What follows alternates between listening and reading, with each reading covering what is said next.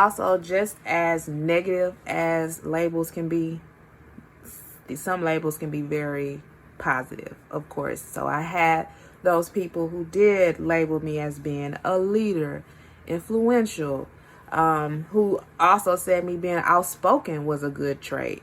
A lot of people label me as being fiery, as being feisty. I like to say passionate because a lot of times I'm like, I don't have an attitude. I mean what I say. And you're going to feel what I say once I say it. So I'm like, I'm just passionate. I get a little loud, a little aggressive sometimes in my talk because I be meaning what I say. I'm a passionate person. So, but like I said, just as they can be negative, they can also be positive. These labels and these titles that people put on us. But ultimately, it doesn't matter what people say about us, even if they call me them saying leaders. What reassures these titles is my identity in Christ. And so many of us just lack identity. We lack identity, some people first within your family. I don't know who I am in my family. Or you receive identity just from your family. So my family has a bunch of teachers. We're educators. My family are very intelligent. My family are Christians, so they call me a church girl because of my family, from my environment. So me being a little more outspoken was different. Me being a fighter and being a little feisty was different from my family. They identify me as being different because my family don't speak up. My family, they speak up, but they're not about to speak up for nobody else. They're not, but that's my mom's side. But my daddy's side, no, they're not playing that. We about to speak up. You're going to know how we feel. You're going to know what's up. They can be a little intimidating in their demeanor, in their tone of voice, on their excuse me. So I do, but I'm more around my mom's family. So if they don't really know this about my dad's family, which they went to school with them, so they know, but they're not around them like that. My daddy and them kind of moved in and out of the city. So it still was like, they still don't really know them like that. So of course, me coming around, me being who I am, I'm different from my mom's side of the family. I'ma seem like an outcast because I'm the type, I don't mind getting up speaking. I'm the type that I don't mind going first. If somebody be sitting around, how people sitting around like, okay, anybody wants to go first? I'm sitting around knowing in my mind like, okay, I'm just going to let somebody go. Because I know I'll be the first one to be like, I'll go. Just to get it all over because I don't care. I'm not scared to get up and talk to people. I'm not scared. Really in the back of my mind, because I'll be like, I don't care about what these people say or think about me. And I grew that because I've had so many people growing up trying to tell me who I am. Like, no, don't move. I don't care about what you're saying, especially if it's in a negative aspect.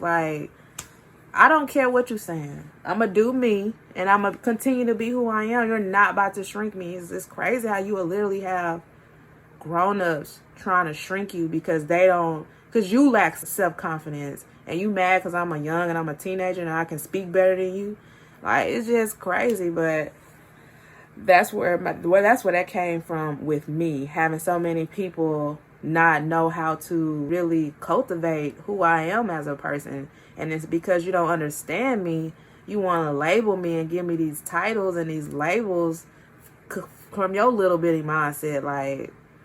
It's just agitating. So I have, for a while, most of my life, been very, I don't care what you say. I don't care what you're saying about me. You don't know who I am. So, boo, boo, boo, boo. But naturally, I have these times where I'm not I will allow people's opinion of me to shrink me a little bit, to make me self-doubt who I am. And it will be for a moment. It's not a place where I'm just about to settle into this thing.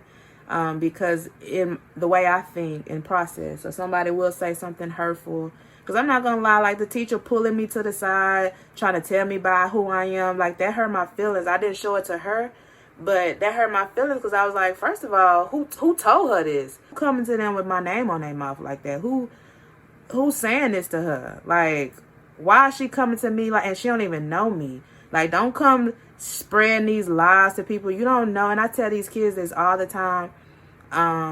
Every year it'd be a child that may be a little more rebellious than the other child. And a lot of times with children, it's life experiences. It's like, why are they reacting like this? Why are they responding like this?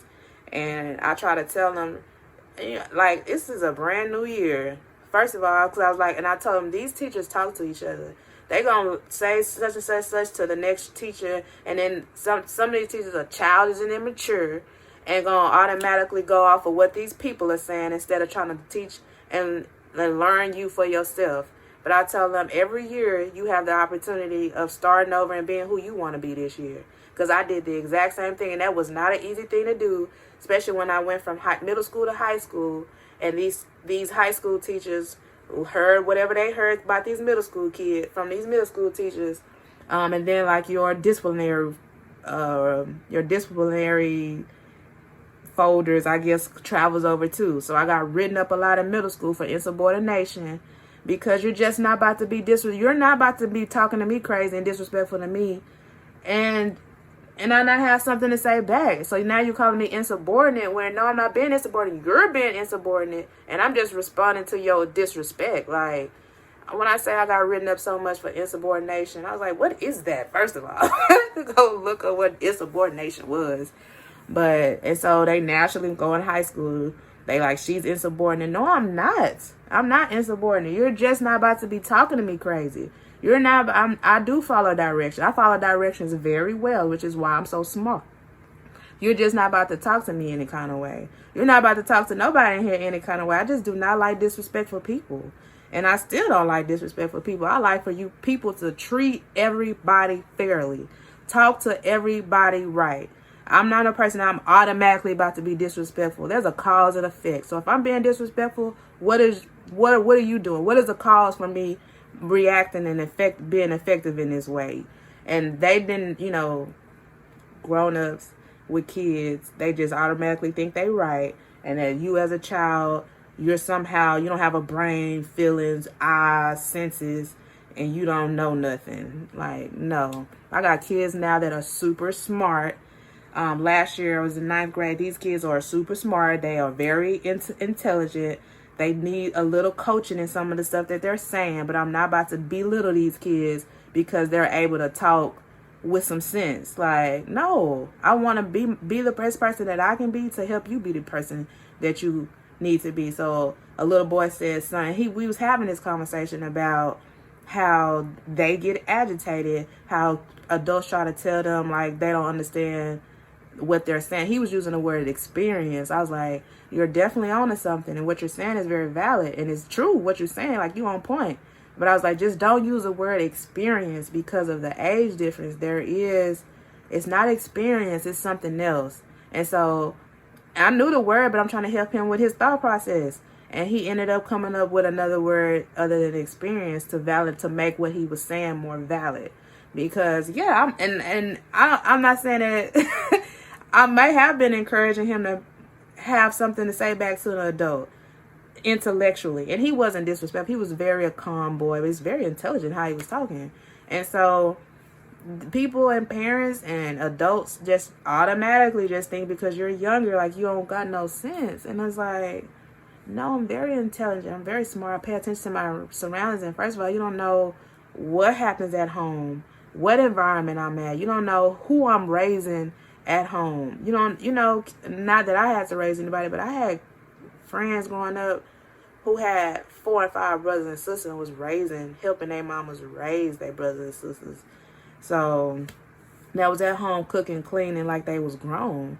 So why should you talk to them like they don't have no sense, like they don't have no experience? Like, they got just as amount of pressure on them as an adult would, because they are literally taking care of their brothers and sisters. Like, the audacity of you to just label them as if they a child and when you don't go home with these people, you don't know. Like, those are teachers, and even grown-ups try to come talk to you like, you don't know nothing about me, you don't know me. Try to get to know me before you start trying to put these labels on me. Like, that's just agitating. But a lot of us, like I said, if you don't have no identity, the only true identity and true label that we all should be taking and run with is the label God has given us. Because that's it. If you know that, then anything else anybody say does not matter. But at the same time, like I say, sometimes when people do say these things, it does hurt you. It does affect your self-esteem. It does make you doubt yourself. It does make you like, okay, let me be quiet since everybody keeps telling me to be quiet. And then it's a burning desire when I hear somebody being rude to somebody. I'm like, it's eating me up. No, I cannot be quiet.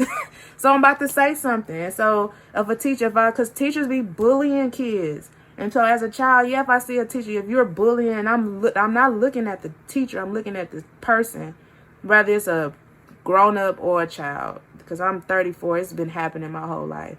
And I'm looking at a person like, I am discerning. God has given me empathy. I feel in my heart, in my whole body, I'm getting anxiety. And they ain't even talking to me, but I'm getting anxiety because I'm feeling their anxiety. I'm feeling their embarrassment. I'm feeling like they're literally feel like they are holding back tears. And probably as soon as they get by themselves, they about to burst out crying. And I would get so mad. Like, no, I'm not about to sit here and not say nothing. Like, why are you talking to them like that?